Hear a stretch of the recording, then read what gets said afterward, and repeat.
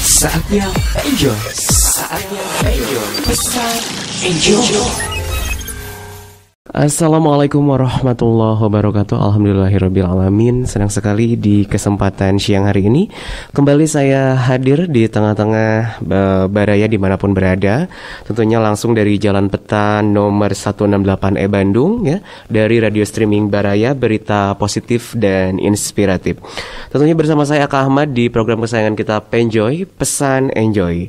Selama nanti satu interval tentunya kita akan membahas satu topik yang insya Allah tentunya sangat menarik ya hari ini ya, di mana satu topiknya adalah tentang toxic people ya. Apa sih toxic people atau orang-orang yang racun ya?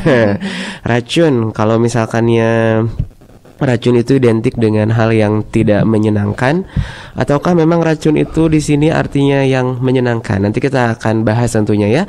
Dan bersama saya juga hadir dua narasumber hari ini, alhamdulillah ya. Yang satu saya kenalkan di sebelah nggak perlu kiri dikenalkan. Saya. Oh, udah kenal. Udah kenal ya. Pastinya kalau Baraya yang setiap hari Selasa ya konsisten menyimak Penjoy sudah tahu ya, bersama dengan Ustadz Dede Nugraha atau Ude ya. Luar biasa hari ini. Assalamualaikum warahmatullahi wabarakatuh. Waalaikumsalam warahmatullahi wabarakatuh. Selalu menggunakan ikat. Jadi sekarang biar nggak pusing nggak? Oh gitu. Jadi sekarang tiap hari Selasa tuh ikat ya. Iya. Emang ikat ya. Enak kan, jadi rambutnya tuh udah pakai ikat gitu, pakai topi. Saya juga jadinya berantakan ini rambutnya ya. Iya. Dan juga tentunya ini Baraya ada yang spesial ya. Hari ini saya kedatangan bintang tamu yang luar biasa. Gestar ya. Gestar. Masya Allah. Ini ada Teh Amalia Nurdin ya. Nih Amaliani. Amalia Nurdini pakai. Oh, Amalia Nurdini. Oh, oke. Teh Amalia. Teh Amel aja biar nggak terlalu panjang. Oh, Teh Amel. Oke. Jadi ingat kayak apa artis di TV itu? Siapa? Amel tuh. Ingat nggak? Nggak tahu ini mah. Pokoknya kalau aku kasih kesempatan clue pasti nyanyi udah. Pasti udah bakalan nyanyi nih kalau dikasih kesempatan clue ya. Nah, yang pastinya ini Baraya tentunya selama nanti kita membahas topik ini ya, tentang toxic people ini, silakan kalau misalkannya Baraya yang menyaksikan melalui Facebook, silakan bisa langsung nanti ada kolom chat atau komen, ataupun juga mau kirim message di Facebook silahkan, ataupun juga yang dari Instagram silahkan bisa langsung saja di sana ya, di tanggapan siarannya bisa langsung ditulis komentarnya, ataupun juga ada saran ataupun juga ada pengalaman ya mengenai berhubungan dengan orang toksik ini seperti apa. Kalau begitu ini saya akan mulai ya dengan pertanyaan yang paling simpel ya di kesempatan hari ini. Kita ke Teh Amel dulu ya, udah ya. Siap. Oke. Teh Amel, sebenarnya dari judul ini kan kalau diartikan itu toxic people itu adalah orang-orang racun ya. Betul. Nah ini apa sih arti dari toxic people ini? Oke. Bismillahirrahmanirrahim. Jadi toxic people ini pernah dikemukakan sama salah seorang profesor bernama Profesor Irwin dari Universitas Malibu, California. Pakai bahasa Inggris ya. Tapi intinya awalnya toxic people ini akan membuat kita bergantung sama dia. Lalu kemudian membuat abusive lah.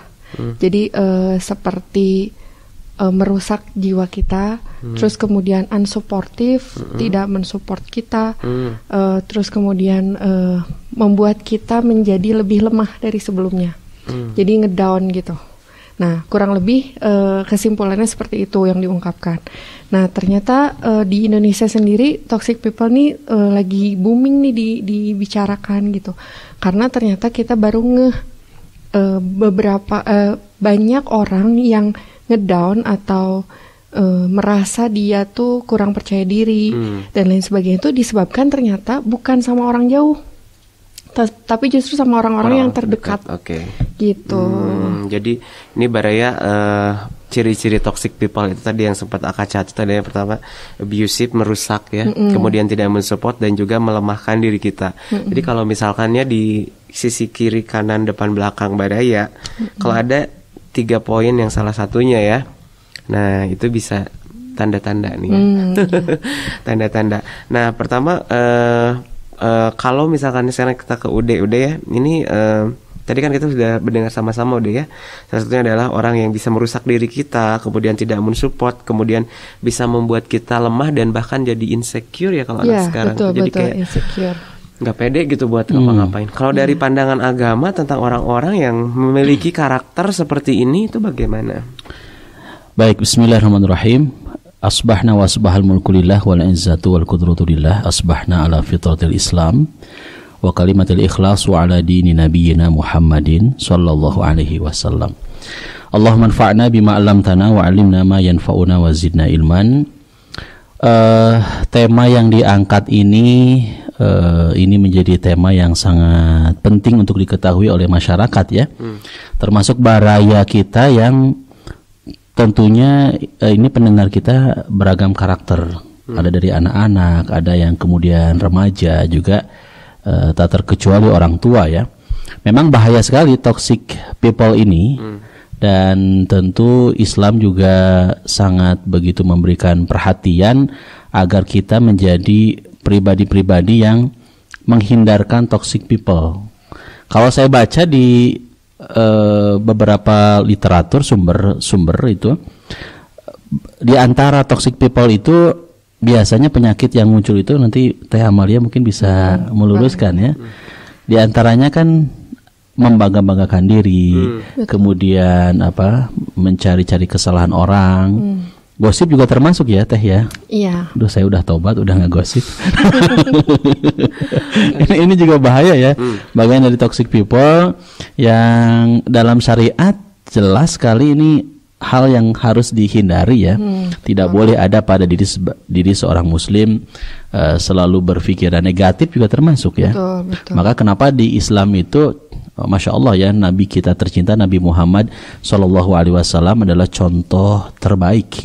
Beliau memiliki akhlak yang terbaik. Beliau sangat begitu memuliakan orang-orang, dan akhlak Rasulullah SAW ini patut dicontoh di setiap generasi dan tidak akan pernah lekang oleh waktu. Nah, di antaranya yang harus dihindari oleh kita adalah bagaimana nanti mungkin lebih jelas lagi sama Teh Amel, karena ada penemuan juga yang terbaru ya, yang tadi disampaikan. Nanti kita bisa kolaborasikan atau ada korelasinya pasti dengan syariat Islam ya, mengenai toxic people ini Kak. Oke. Sebagai pemanasan pembukaan karena belum lengkap nanti sama Teh Amel. Oke, yang itu tadi ini sebetulnya baru teori dari 3 poin yang tadi dibahas ya Teh ya. Nah itu kan sedikit aja mungkin perkenalan ini bahwa Teh Amel ini adalah seorang psikolog ya. Iya, betul. Gitu kan. Ya, dan satu lagi yang tadi baru saya dengar, apa sih yang baru tuh? Hipnoterapi ya. Oh iya, baru ini terapis hipnoterapis memulai. Jadi aktivitas saat ini nih untuk Baraya tadi Aka belum sempat sedikit mengenalkan dari profil Teh Amel ini adalah seorang psikolog. Jadi memang kalau misalkannya kita pas banget nih membahas karakter ya, membahas karakter, salah satunya adalah tentang toxic people ini. Nah, ini Teh Amel, kalau misalkan yang toxic people ini biasanya kalau melihat dari adanya itu, apakah di para remaja atau di kalangan umur tertentu atau memang semua rentan atau bagaimana?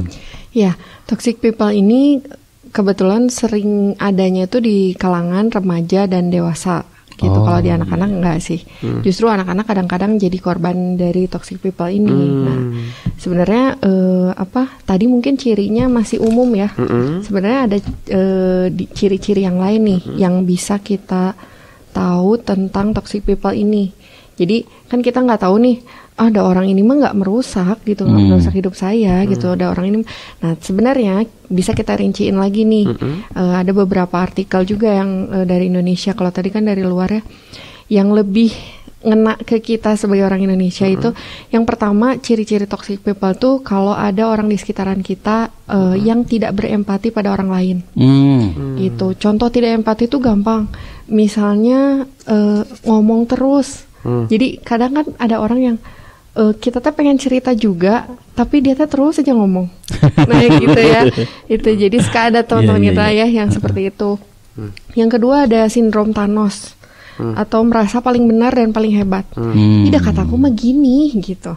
Jadi percaya gak sama aku gitu ya. Jadi kalau misalnya dibantah nggak mau gitu. Nah itu juga toxic people. Kenapa? Karena kita nggak ada kesempatan buat mengungkapkan aspirasi kita gitu. Iya, iya. Dan kalau tadi dilihat dari pemaparan rata-rata sih kalau dilihat tuh anak-anaknya milenial saya seperti Iya, bukan betul aku banget. menginikan, tapi rata-rata suka iya tuh udah aku gitu ya, bahasanya tuh dengan seperti itu Iya, gitu iya, kan. iya. Salah satu tuh kayak misalkan yang lebih memaksa temannya supaya dia harus ikut apa keinginan dia Iya, gitu iya, kan. Nah, benar.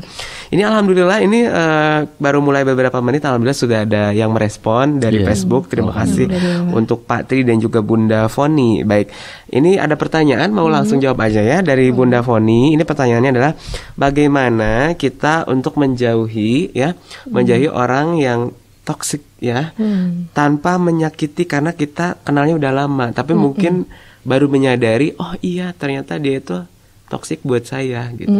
Nah ini bagaimana Teh Amel langkah yang paling tepat untuk menjauhi tanpa harus menyakiti? Cek. Oke, kita berarti langsung ke penanganannya nih ya. Kalau kita ketemu sama orang toxic people tuh, betul ya. Jadi tadi dibilang di awal, orang toksik tuh biasanya dari sekitaran kita, bukan orang yang jauh. Kenapa? Karena orang dari lingkungan psikologis kita itu lebih mempengaruhi kita. Kalau kita misalnya ada orang gak empati sama orang, tapi kita gak kenal, kita biasa aja, gak jadi toksik buat kita. Tapi kalau misalnya itu udah teman lama, saudara, bahkan misalnya toksik, nah itu yang jadi masalah. Mau dijauhin gimana, gak dijauhin gimana. Yang paling utama adalah jangan bercerita masalah pribadi kita kepada orang toksik. Itu. Yang pertama itu. Yang kedua, kita nggak perlu kita menjauhi secara fisik, tapi kita menjauhinya secara psikologis. Tadi salah satunya tidak menceritakan hal pribadi, terus kemudian tidak mengeluh pada dia apapun itu. Kan bercerita sama mengeluh beda ya. Kadang-kadang, aduh gimana ya aku ini lagi ini gitu.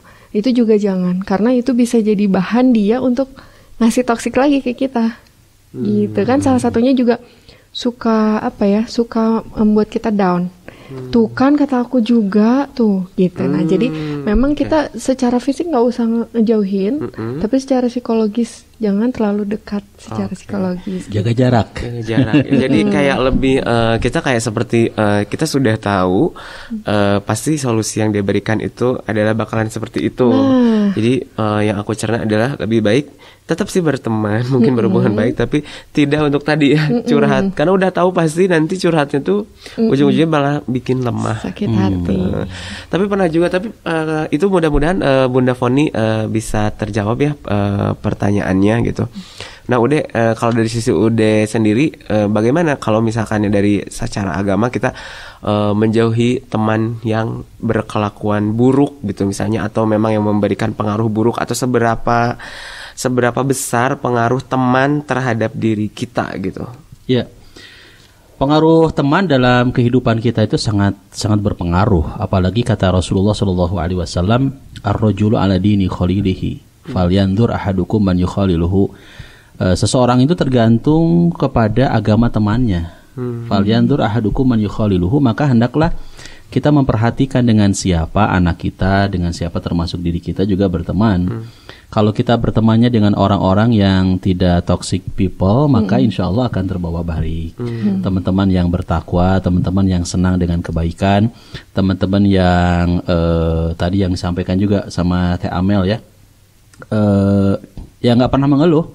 Jadi bawaannya itu selalu positif, ya, bawaannya itu selalu lawan dari tidak mengeluh itu apa? Semangat mungkin ya. Semangat gitu kan, tidak berputus asa. Apalagi dalam syariat kita dilarang untuk berputus asa dari rahmat Allah Subhanahu wa taala. Sehingga pertemanan itu sangat penting untuk diperhatikan oleh setiap kita, baik itu sebagai orang tua ataupun baraya yang menyimak sebagai seorang remaja ataupun dewasa. Karena kalau kita salah dalam memilih teman, maka yang terjadi adalah sikap dan perilaku kita pun akan terbawa arus dengan sikap dan perilaku teman tersebut. Ketika ada teman yang tadi disampaikan toxic people, saya sangat setuju sekali dengan Teh Amel. Tak perlu kita menjauhi ataupun memutuskan silaturahim, tetapi tetap jaga jarak, biar aman ya. Dengan catatan kita tidak memutus silaturahim. Oke, nah itu tadi. Jadi salah satunya tadi kita sudah masuk ke tema penanganan ya. Sebetulnya tadi dilanjutkan, apa ada identitas lain atau ciri-ciri yang lain mungkin dari orang-orang toksik ini? Ya, ada beberapa ciri yang lain ya, yang mungkin ini light ya, tidak terlalu terlihat, tapi bahkan sering kita ketemu ya. Orang yang suka cari perhatian. Oh, caper ya. SKSD gimana tuh? Beda sih. Oh, beda. Kalau caper tuh lebih ke dia tuh selalu ingin diperhatikan, ya gitu. Jadi harus jadi sentral.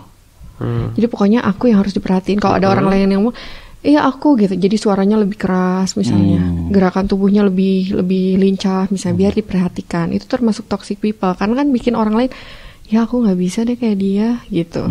Bikin orang lain, kapan dong aku ngomong gitu. Ya udahlah, aku mah apa tuh gitu. Karena dia memang seperti selebritis gitu. Jadi padahal dia biasa aja gitu, teman kita, tapi selalu jadi cari perhatian gitu. Itu juga salah satunya sih. Itu salah satunya, di kayak pengen diperhatiin terus gitu ya. Nah gimana nih kalau misalkannya Teh Amel itu kan toksik dalam masa pertemanan. Sekarang kita beranjak ke pertemanan di jejaring media sosial gitu. Yeah. Apakah media sosial bisa jadi media untuk toksik? Ya. Gitu. Sangat ya. Jadi media sosial itu salah satu hal yang sekarang tuh semua punya media sosial gitu. Bahkan kalau nggak punya tuh kayak ketinggalan zaman banget ya gitu ya. Nah, tapi sebenarnya plus minus gitu. Plus minus media sosial itu. Plusnya kita mendapatkan informasi dengan cepat. Kita bisa berhubungan dengan teman yang jaraknya jauh gitu ya, dan lain sebagainya. Tapi ini juga bisa jadi bahan toksik juga. Dari apa? Komentar. Nah, komentar pedas sama orang lain, komentar menjatuhkan, bahkan kadang-kadang komentar itu kalau misalnya kita udah terkenal misalnya atau selebritis, dari orang yang nggak kenal gitu. Yang nggak dikenal gitu, komentar-komentar negatif. Nah, tapi kan kalau misalnya itu namanya haters ya. Nah, haters itu sebenarnya ya udahlah, itu mah fans gitu. Nah, ini kalau komentarnya tuh jelek tapi dari teman kita sendiri, dan itu ngomennya langsung di feed kita. Kalau di Instagram ya misalnya, atau kalau di YouTube. Nah, kayak gitu. Nah, itu termasuk toxic people karena kan membunuh karakter ya. Gitu. Yang tadinya kita lagi perform misalnya, apaan sih lu gitu. Oke. Berarti aku pernah ngalamin satu kejadian. Ini curhat. Boleh. Curhatnya aku ke psikolog, gak apa-apa langsung nih. Berarti ketika aku perform, tadi kan pernah dibilang, ketika aku ada yang komen, sebetulnya itu antara pantas atau tidak mungkin ya. Ketika aku perform, karena memang aku kadang ada bergerak di event MC gitu ya. Kadang suka ada gitu menyampaikan pendapat, tapi jatuhnya ke saya itu malah jadi toksik gitu kan. Jadi sehingga saya narik napas, dan itu tuh memang betul tadi ternyata bikin down, bikin nggak mau ke kitanya ya, nggak mau ngelanjutin, nggak mood ya, nggak langsung hilang gitu. Padahal memang dia mungkin cara penyampaiannya aja gitu kan yang yang saya maksudkan improvisasi atau apa, harusnya mungkin kalau mau ngasih tahu sesudahnya kali ya. Tapi pas lagi itu betul jadi tek gitu. Dan ya itu pernah ngalamin. Oh berarti saya pernah nih ya, Badaya saya pernah berarti mengalami.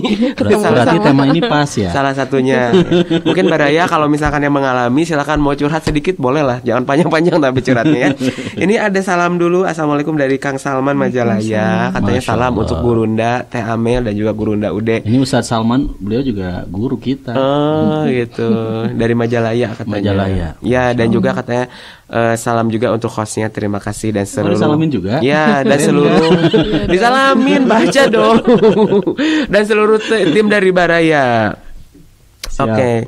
Oke, juga ada dari Instagram, ada Kang Dani Dunrat. Kang Dani luar biasa, ayam kesurupan. Luar biasa. Bos, kapan sponsor lagi? Nah, ini dia kapan diundang lagi katanya. Kapan diundang lagi? Pengen ya dia ketagihan berarti ya? Ya sepertinya. Sorry ya Kang Dani ya. Diantos lah kalau mau kesini lagi ya, mangga. Kemudian juga ada Bunda Herni, Bunda dosen luar biasa. Nih, ini langsung aja ditanggepin. Putus asa mah dosa ya, cenah. Itu gimana? Iya betul. Tadi yang kata Kang Ude ya. Jadi putus asa memang dosa, nggak boleh gitu. Di psikologi juga orang yang putus asa tuh kan deket banget sama stres, frustrasi, depresi gitu. Padahal kan kalau ini tuh tentang merubah pola pikir sebenarnya orang putus asa tuh, gitu. Kalau kita berpikir di sudut pandang yang lain, sebenarnya ini positif gitu. Kayak misalnya kita putus asa nih, nggak lulus CPNS jangan CPNS itu dulu ya.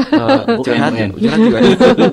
Misalnya nggak lulus CPNS nih, terus kita putus asa. Padahal mungkin kalau kita lihat, oh mungkin kita bisa jadi wira swasta yang mungkin gajinya malah lebih besar. Betul. Misalnya gitu. Itu tentang reframing, merubah sudut pandang berpikir. Iya. Jadi ya Bunda Herni itu tadi tanggapan mengenai tentang putus asa sama dosa. Iya betul ya, dosa besar udah ya. Putus asa dosa besar. Ya apalagi sampai ingin mengakhiri hidup itu udah. Itu banyak loh di remaja. Kasusnya banyak ya. Kasusnya banyak. Dan itu bisa dari awalnya dari toxic people ya. Dari toxic people ada toxic people yang di sekolah, ada yang dari rumah gitu. Bahkan orang tua pun bisa jadi toxic people. Oke. Nah ini apa berarti kan itu dampaknya luar biasa sekali ya terhadap orang yang artinya itu jadi kayak diracun gitu ya kalau diartikan secara tanda kutip gitu. Nah kalau misalkannya bisa dikasih contoh lagi nggak Teh Amel nih bentuk nyata lagi dari toxic people itu apa? Gitu. Nah yang tadi selalu mengkritik itu yang dialami ya sama Kak Rahmat. Nah ini tuh termasuk, jadi selalu mengkritik itu boleh, tapi kalau selalu, misalnya kita pakai baju ini dikritik, pakai baju itu dikritik gitu ya, kita performnya begini dikritik, begitu dikritik gitu, kita bicara apa juga selalu dikritik. Gak ada yang benar ya? Gak ada yang benar. Nah itu juga termasuk toxic people. Terus kemudian penghasut. Nah ini penghasut tuh kayak misalnya penghasut menjelekkan orang lain, atau penghasut sesuatu yang memang di diri kita tapi nggak ada gitu. Sebenarnya kamu tuh ini loh nggak bisa loh tentang ini, udahlah nyerah aja lah daripada kamu capek, udah deh gitu. Ngapain sih sibuk-sibuk banget gitu. Nah kayak gitu. Atau misalnya tahu nggak si itu tuh dia tuh aku kemarin lihat loh di mall, dia tuh lagi apa gitu. Padahal enggak. Itu kan termasuk kayak gibah ya. Gibah atau fitnah jatuhnya gitu. Itu toxic people, dan biasanya itu kaum perempuan sih gitu ya, yang sebenarnya ya kita tuh pengen ngobrol tapi nggak ada bahan obrolan, akhirnya kesana kesini. Tahu nggak sih ini? Padahal kita sendiri nggak lihat gitu katanya dan menghasut akhirnya. Atau kita benci nih sama orang. Kita pengen orang lain juga benci sama dia. Jadi tahu nggak sih ini seperti ini loh gitu. Dia tuh jangan deket sama itu, nanti aku juga diginiin gitu. Nah itu ya termasuk menghasut. Padahal yang punya masalah kita sama dia, tapi orang lain harus ikut benci gitu. Jadi mengajak orang untuk artinya melakukan suatu perbuatan buruk ya, jadi jatuhnya seperti itu. Ya itu mudah-mudahan ya untuk kita selalu terhindar dari yang namanya toxic people ya. Mangga untuk Baraya yang dari Instagram mungkin ada lagi pertanyaan, ataupun juga dari Facebook, ataupun juga mau WA boleh di 089 8198 3232 ya. Itu salah satu jadi tanda-tanda orang yang toksik. Nah kemudian satu tadi kan menangani salah satu atau menghindari adalah dengan kita menjaga jarak atau tidak curhat lagi hal pribadi. Kemudian ada lagi juga tidak TML. Ya ada. Jadi ada yang namanya ghosting. Nah ghost tuh kan hantu ya. Okay. Nah ghosting tuh ini kalau di media sosial atau di telepon atau WA atau SMS. Kita tuh janjian sama orang, wah udah oke lah, ya akan ketemu, pas harinya nggak ada orangnya. Nah ini juga toksik banget karena mengganggu aktivitas kita. Kita udah janjian sama orang nih, udah ngeluangin waktu. Oke kita ketemu, udah lama ya kita gak ketemu. Pas ketemu harinya nggak ada orangnya. Ini disebut ghosting atau hantu. Ini banyak loh orang yang emang sengaja janji-janjian tapi nggak pernah ketemu. Dan itu sengaja beneran Emang ada. sengaja. Jadi Nggak ada dia kerjaan banget ya. dia tuh pengennya eksis di media sosial, tapi mungkin dia punya kekurangan, mungkin secara apalah nggak mau ketemu gitu. Jadi kalau di media sosial asik gitu, tapi pas diajak ketemu udah deal tapi nggak ada. Oke, ini menarik sekali ya. Udah gimana tuh? Berarti ghosting itu kan tentang janji berarti. Nah ini gimana kalau misalkan dari pandangan agama, kalau kita berjanji tapi tidak menepati janji kita gitu. Salah satunya janji ketemu misalnya. Kalau dalam pandangan agama ini termasuk munafik ya. Iya. Nah, karena kata Rasulullah SAW, ayatul munafiki thalathun. Ciri-ciri orang munafik itu ada 3. Idza haddatsa kadzaba, apabila berkata berdusta. Wa idza wa'ada akhlafa, apabila berjanji kemudian mengingkari. Wa idza tumina khana, termasuk ciri munafik itu adalah ketika diamanahi berkhianat. Nah, ini apalagi ghosting. Berarti ghosting ini hal yang memang harus dijauhkan ya. Jangan sampai kita berjanji tapi ternyata janji palsu gitu. Hanya dusta saja yang ditebarkan. Jambu janji busuk. Bagus Kalau jahe? jambu. Hangat. Ya jambu ya, janji busuk katanya gitu. Janji. Nah ini berarti tapi memang kalau dari Teh Amel sendiri betul berarti ada orang-orang yang memang sengaja jadi toksik untuk orang lain. Dia memang memiliki kesadaran atau misalnya ada pernah saya berbuat seperti ini tuh. Kalau saya mah alhamdulillah belum pernah gitu ya, kayak janji nggak ditepati atau apa. Tapi memang beneran ada orang yang sengaja gitu. Tentu saja ada dan itu menunjukkan keadaan mentalnya. Keadaan mentalnya tuh berarti ada sesuatu. Iya, lagi sakit kalau kita bisa bilang gitu. Jadi tadi dari semuanya juga beda-beda keadaan mentalnya gitu. Tapi semua toksik gitu ya. Jadi dia mentalnya lagi jelek. Kalau makanya namanya toksik ya, racun. Dia tuh memberi racun biar orang lain sama dia gitu. Kena racun juga kan. Baik secara sadar ataupun tidak sadar gitu. Jadi ngebawa lah ya, ngebawa orang lain gitu. Oke. Nah, berarti apa sih sebenarnya penyebab orang bisa jadi toksik gitu? Banyak ya, dari pertama dari lingkungan keluarganya dulu. Apakah dia memang keluarganya memang terbiasa seperti itu, saling hasut menghasut, tidak ada kejujuran misalnya, tidak harmonis dan lain sebagainya, atau yang paling besar dari lingkungan luar, dari lingkungan pergaulan, lingkungan sosial gitu, teman. Mungkin dia juga terlalu sering misalnya mengalami itu dan jadi itu hal biasa. Kayak tadi, ada kok biasa sih janji-janjian nggak jadi juga. Akhirnya habit ya. Jadi habit gitu, betul. Nah, terus kemudian di lingkungan aku mah ya udah individualis. Jadi dia nggak berempati sama orang lain gitu.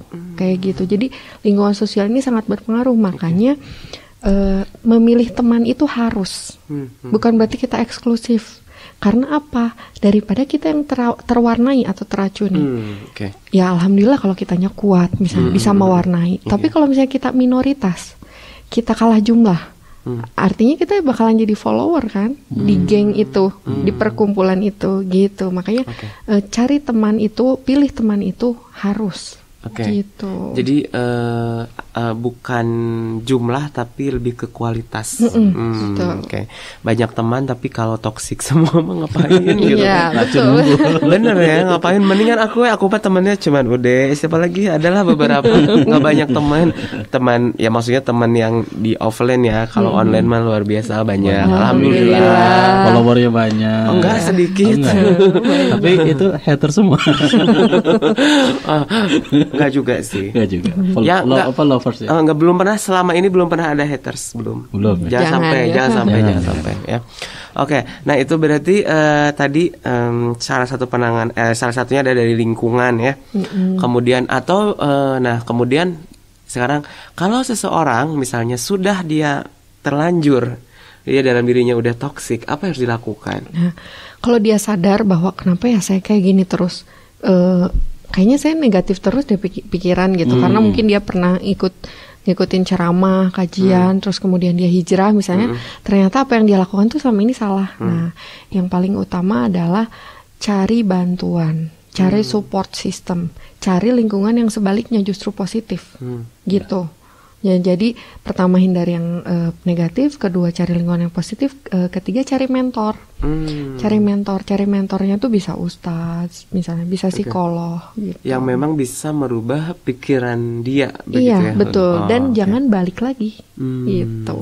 Oke. Tobat. Tobat. Iya, kalau dari agama disebut bertobat Iya, ya berarti. betul. Ya. Oke. Jadi meninggalkan kebiasaan lama ya. Iya, kebiasaan buruk. Ya, mudah-mudahan kalau misalnya bukan saya seuzon ya, di antara baraya kita yang mendengarkan atau yang menyimak ada yang toksik. Nah, nanti kalau misal penanganan ingin berubah bisa ke Teh Amel ya. Langsung aja konsultasi nggak apa-apa, boleh ya Teh ya? Boleh ya. Jadi nanti dibantu karena memang ini sangat merugikan sekali. Toksik itu tidak hanya buat diri, ternyata buat temannya juga ya gitu kan. Akhirnya kan tidak punya teman jadinya. Iya, dijauhi. Dan kebanyakan sebenarnya yang sering datang gitu buat konsul tuh justru yang korban sih. Yang korban toksik. Jadi sampai dulu tuh ini cerita ya. Oke, nggak apa-apa, ini buat inspirasi karena kita kan berita positif dan inspiratif. Jadi dulu ada seorang anak SMP kelas 3. Dia tuh nangis ke ruangan saya dan bilang, Bu, saya nggak tahu, saya pokoknya nggak mau lagi masuk ke sekolah katanya. Awalnya kesana kesini, saya pikir ini ada masalah keluarga atau apa.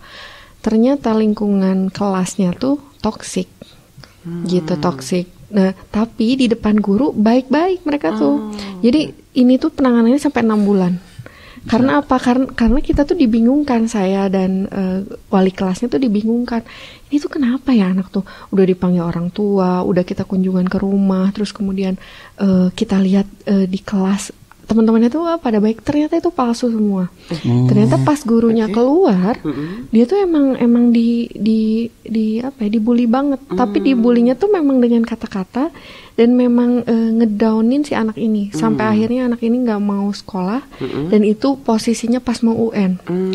Nah, itu pas mau UN dan akhirnya berapa kali saya harus ke rumahnya membujuk dan terjadi juga dia panik ya, teriak-teriak di rumahnya gitu ya. Akhirnya saya pun menyarankan untuk ke psikiater, ya di terapi obat. Kata psikiater yang ngasih referensi ke saya tuh coba bentuk support system di kelasnya. Akhirnya saya harus drama tuh, harus sampai ternyata anak perempuan semua kebetulan saat itu mah toksik ya, lagi toksik gitu. Karena ini anaknya perempuan dan anak perempuan yang lain tuh nggak suka sama anak ini gitu. Padahal nggak ada yang salah gitu. Nah, akhirnya dipanggil anak laki-laki. Kita bikin rangers saat itu. Kita bikin support system. Pokoknya jagain ya sampai UN. Tolong jagain gitu di kelas. Kalau misalnya ada yang gangguin anak cewek, tolong. Ya siap Bu katanya. Alhamdulillah. Dari situ ke psikiaternya hasilnya positif. Katanya dia menyebutkan beberapa anak laki-laki yang baik katanya dan dia merasa lebih baik. Obatnya dikurangi akhirnya. Gitu. Dan itu kan sebenarnya hal-hal yang apa sih itu, malah anak-anak remaja biasa. Tapi ternyata itu bisa bikin panik gitu. Harus segera ditangani ya. Iya. Berarti Baraya bahwa mulai sekarang jangan menyepelekan ya, jangan terkadang namanya juga anak-anak berantem biasa atau bercanda gitu. Tapi ternyata ketika saya mendengar langsung dari seorang psikolog di mana ada korban udah ya yang sampai harus makan obat, itu kan udah tingkatannya udah luar biasa ya. Depresi. Jadi, dia. Betul, berarti kan itu memang korban bullying, yang memang bullying itu berarti bisa terjadi karena orang-orang toksik, berarti tindakannya membuli salah satunya. Oke. Bagi yang kebal sih, kalau aku kadang perbal, aku sering bully tapi tapi aku biasa aja gitu karena mungkin kuat ya, kebal ya. Aku kebal sampai sekarang malah ya udahlah biarin aja gitu. Karena mungkin ya tipe orangnya tidak sensi ya gitu. Karena kan mungkin dibalas dengan prestasi. Nah, gitu. Karena begini, karena kalau di entertainer gitu, kadang apalah buat bercanda gitu, kita juga tahu nggak serius gitu. Enggak sampai, tapi mungkin ada beberapa yang kepikiran, saya mah alhamdulillah enggak gitu. Jadi sok mau nyebutin apa juga verbal, sok saya mah tantang apalagi sok yang menyakitkan lagi, silahkan. Paling didoakan ke saya. dengan yang doa yang terbaik. Oh, doa yang terbaik ya. Oke, nah itu tadi salah satu contoh nyata ya bahwa ternyata sangat berbahaya sekali yang namanya toxic people ini dalam pergaulan sehari-hari, terutama untuk remaja. Nah, berarti kalau ke orang dewasa misalnya bentuknya apa biasanya toxic people ini? Bentuknya ini kalau di tempat kerja bohong. Orang yang suka bohong. Bohong itu bisa jadi bohong tentang tadi janji, tapi yang paling utama adalah bohong tentang apapun gitu, tentang kehidupan dia. Kehidupan dia karena dia wah kita di lingkungan elit nih, berarti ngomongnya harus gimana gitu. Dilebih-lebihkan misalnya, atau bohong tentang pekerjaan. Saya sudah kerjain nih tapi ternyata belum dikerjakan. Atau misalnya menyalahkan orang bohongnya. Ini tuh saya tuh udah berusaha loh bos, tapi nih gara-gara si itu tuh, jadi kerjaan saya tuh ini, padahal dia sendiri yang menunda-nunda. Nah ini bohong, ini yang harus diwaspadai sama HRD sih ya biasanya ya, kalau di perusahaan gitu, jangan sampai merekrut orang yang suka bohong, karena ini mengganggu semua aktivitas dan bisa bisa ya administrasi bisa jelek gitu, rusak. Gitu. Dan itu bisa dikenali, ada tesnya berarti ya di psikolog? Ada. Jadi kalau sama psikolog ada tesnya ketika ngelamar kerja, ketahuan ya kalau dia tukang bohong ya. Waduh. Iya. Biasanya dari inkonsistensi ya, tidak konsisten dengan perkataannya. Awalnya ini, kedua ide ini gitu. Oke. Nah itu. Nah, bohong sendiri itu kaitannya gimana udah ini? Dengan salah satu sifat yang buruk yang harus kita jauhi kan, seperti itu. Betul. Ya bohong tuh, dusta itu kan perbuatan yang memang termasuk akhlak yang buruk, akhlak yang tercela. Maka lawan dari dusta itu adalah kejujuran ya. Dan kita diperintahkan untuk jujur. Salah satu penyebab seseorang masuk ke dalam surga Allah itu adalah adanya sidku ya, jujur. Kalau kita jujur maka kita akan selamat. Orang jujur dengan orang yang bohong itu beda banget nanti rasanya. Ketika kita bergaul dengan orang yang jujur, orang yang memang terbuka apa adanya, kalau dalam pekerjaan mungkin etos kerjanya bagus gitu kan, maka orang-orang sekitar tentu akan merasa nyaman, enak ya. Kalau gaul sama Aka tuh orangnya jujur. Aka udah makan belum? Belum misalkan. Belum ya, memang jujur. Belum baru sarapan doang. Gitu. Kita kita berteman tuh yuk Kak, udah siaran kita makan, tapi bayar masing-masing. Jujur kan. Oke. Jadi jujur itu akan membawa dampak yang positif, dampak yang baik. Kalau dalam kerjaan ya siapa sih bos yang nggak suka dengan karyawan yang jujur? Pastinya juga dia akan mendapatkan PK ya, penilaian kinerja yang akan spesial dibandingkan dengan yang lain. Mungkin kalau yang lain penilaian kinerjanya C, maka dapat bonus C ya, sekian kali gaji. Kalau penilaiannya B otomatis lebih besar dari C. Penilaiannya A lebih besar dari yang C dan B. Tapi yang keren itu ketika presiden direktur langsung menyampaikan kepada karyawan jujur itu, untuk si A itu bonusnya biar saya langsung yang ngasih bonus. Kan pasti ketika ada kalimat untuk karyawan A itu biar saya langsung, presidennya langsung yang kemudian turun tangan, karena salut dengan kejujuran itu pasti akan lebih dihargai dan akan lebih dihormati oleh ya lingkungan sekitar, termasuk juga pimpinan perusahaan.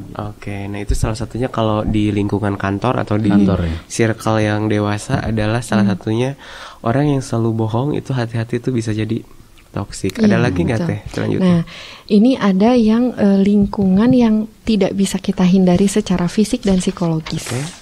Adalah orang tua dan pasangan. Nah, ternyata orang tua dan pasangan bisa jadi toxic people juga. Untuk orang tua memang kita tidak bisa menyalahkan ya, cuma memang kan kalau orang tua zaman dulu tuh zaman penjajahan mungkin kolonial gitu ya, jadi cenderung harus nurut. Nah akhirnya pesimistis, doanya juga sing di bahasanya tuh semoga sing dipikanya aku dunungan. Artinya disayangi sama atasan. Nah, jadi kan tidak mendoakan semoga jadi atasan, Nah, jadi gitu. Nah, artinya orang-orang tua zaman dulu yang memang mengalami kolonialisme ya. Jadi zaman dulu akhirnya pikirannya jadi pesimistis, jadi malah berpikirannya buruh, berpikirannya kita tuh yang pelayannya gitu. Jadi berpikirannya seperti itu. Nah, itu juga pesimistis. Terus kemudian saya emang nggak akan kerja, Bu, saya emang mau usaha aja. Aduh, kamu nggak bisa ini, nanti nggak ada pensiun misalnya. Itu juga bikin pesimistis kan. Padahal di dunia sekarang justru industri kreatif yang sedang booming gitu ya. Sekarang pekerjaan-pekerjaan tetap justru memang terjamin, tapi kan monoton ya, tidak bisa naik lebih dari itu. Nah, terus pasangan. Nah, ini pasangan juga banyak yang terhambat karirnya karena pasangannya, gitu ya. Mungkin orang ini, atau misalnya kalau laki-laki ya misalnya, mungkin bapak ini memang punya potensi yang luar biasa, tapi karena istrinya rewel, gitu ya, terus kemudian udahlah Pak, nggak akan bisa lah, udahlah nggak usah gitu, atau udah Pak korupsi aja gitu ya. Itu toksik ya, toksik. Istrinya berarti setan ya. 1 juta 2 juta banyak loh yang seperti itu. 1 juta 2 juta lah nggak apa-apa gitu, nggak akan ketahuan ini, orang lain tuh miliaran korupsinya. Nah, itu dari kata-kata orang terdekat loh, dan tidak bisa kita hindari secara psikologis karena kita selalu dekat dengan mereka. Lalu kemudian atau sekarang istrinya yang punya potensi, nah suaminya yang toksik. Udahlah kamu sumur dapur kasur aja, udah mau apain sih? Memang tugas utama kita di rumah, tapi mungkin ada beberapa perempuan yang punya potensi yang seharusnya dikembangkan gitu. Tapi yang memutuskan itu, yang membuat dia pesimis adalah orang terdekatnya justru. Nah, tentu penanganannya akan berbeda. Oke, jadi toksik ini bisa di mana-mana ya, dari mulai di lingkungan sekolah, kampus, teman sepermainan, lingkungan kantor, ataupun bahkan juga di dalam keluarga sendiri gitu ya. Oke, ini udah di penghujung waktu, nggak kerasa banget ya, nggak kerasa banget. Ini mungkin bagaimana ini kiat-kiat atau tips-tipsnya supaya supaya kita tidak menjadi pelaku deh, tidak ada toksik dalam diri kita ini. Sebagai orang Muslim, tentu saja kita harus terus bergantung sama Allah, ngikutin perintah Allah, terus kemudian ngikutin cara-cara Rasulullah. Itu yang paling benar gitu, karena kan yang paling utama itu bukan sepintar apa diri kita, tapi semulia apa akhlak kita gitu. Artinya kalau mulia akhlak kita, nggak mungkin kita jadi orang toksik gitu. Dan mulia akhlak itu harus dari apa? Dari belajar, sering nimba ilmu, baik online maupun offline kalau sekarang ya gitu. Itu yang bikin kita tahu nih, bisa menilai diri kita, ini kita toksik nggak ya gitu ya. Dan kalau misalnya sudah terlanjur nih, karena kita udah kebiasaan kayak gitu, sering bercanda seperti itu, minta maaf. Itu nggak sulit, minta maaf dan merubah dan mengganti dengan hal yang lebih baik gitu. Oke, nah itu tadi ya. Kalau dari Ude mungkin? Ya, sebetulnya ini termasuk kategori tema-tema akhlak juga ya, Teh Amel ya. Betul. Artinya memang tadi saya sangat setuju. Penanganannya adalah dalam syariat taqarrub ilallah, dekatkan diri kita kepada Allah. Kita selalu berhusnudzon, hindari perkataan perbuatan yang jelas akan merusak harkat martabat dia. Kalau kita merujuk ke surat Al-Hujurat kan jelas banget ya, di ayat 11 itu tidak boleh kemudian memperolok-olok gitu kan, karena bisa jadi orang yang diperolok-olok jauh lebih baik dari kita. Ya mungkin bahasa kitanya nggak boleh ngebully gitu kan. Kemudian kita nggak boleh menghina, nggak boleh kemudian merendahkan dia, tidak boleh berburuk sangka, tidak boleh mencari-cari kesalahan orang lain ya, di ayat 12-nya dan sebagainya. Sehingga ketika pedomannya, pegangannya agama, din, al-Islam, Al-Quran dan As-Sunnah, maka insya Allah toxic people ini tidak akan terjadi pada diri kita, juga keluarga kita. Oke. Jadi memang yang paling penting adalah kembali menjaga akhlak dan juga kembali kepada Allah Subhanahu wa taala, bahwa memang kita harus menyelaraskan ya ke akhlak kita, kehidupan sehari-hari dengan aturan-aturan yang ada gitu ya, baik itu aturan norma-norma yang berlaku dalam kehidupan sehari-hari, ataupun juga sebagai seorang muslim selayaknya berpedoman pada Al-Quran dan Al-Hadis seperti itu deh ya. Baik, tak terasa ini Baraya sudah satu interval menemani Baraya. Terima kasih sekali lagi untuk Baraya yang senantiasa setia menyimak Penjoy, pesan enjoy ya. Dan juga terima kasih juga bagi tadi yang sudah memberikan pertanyaan ataupun juga pernyataan.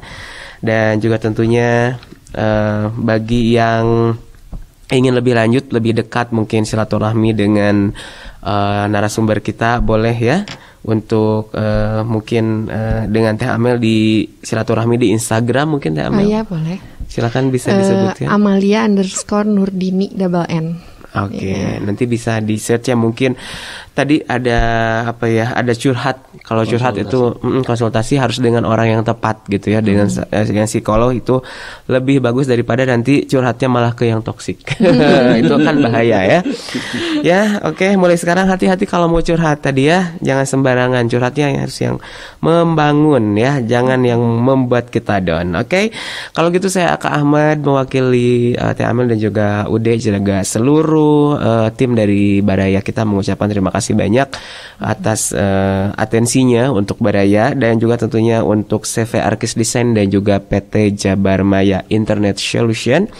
Dan tentunya sekali lagi saya mungkin minggu depan udah tahun depan. Ini siaran Penjoy terakhir ya? Terakhir di tahun 2000. Ini 2020. Kang Andri luas. Ya. Terakhir di tahun 2020 karena memang di minggu depan, di Selasa depan itu udah tahun baru ya. Ya 2021 ya. Ya, mudah-mudahan insyaallah Penjoy masih hadir nanti dengan new spirit tuh. Ya. Kemarin posting ya. Nah. Insyaallah ya. Insyaallah nanti ya. Dan pokoknya selama ini saya juga mengucapkan terima kasih. Ini udah episode ke-24 kalau nggak salah. 1000 ya. 24 aja. 24.000. 23 ya. 23. Oke, 23. Jadi ini alhamdulillah udah 23. Nanti tahun depan kita bisa lanjut lagi deh. Saya pengennya sama Teh Amel lagi nih untuk wah, ini bisa berikutnya kan bisa di ini ya. Tema-tema kayak gini. Mangga, itu bisa dibicarakan nanti ya, setelah ini ya. Mudah-mudahan ya. Oke. Kalau gitu terima kasih sekali lagi. Saya mohon maaf apabila ada kesalahan, karena tentunya sekali lagi kesalahan milik saya. Kesempurnaan hanyalah milik Allah Subhanahu wa taala. Untuk itu saya tutup. Wassalamualaikum warahmatullahi wabarakatuh. Waalaikumsalam. Baraya Kita, berita positif dan inspiratif serta info wisata, bisnis, kesehatan, dan pendidikan. barayakita.com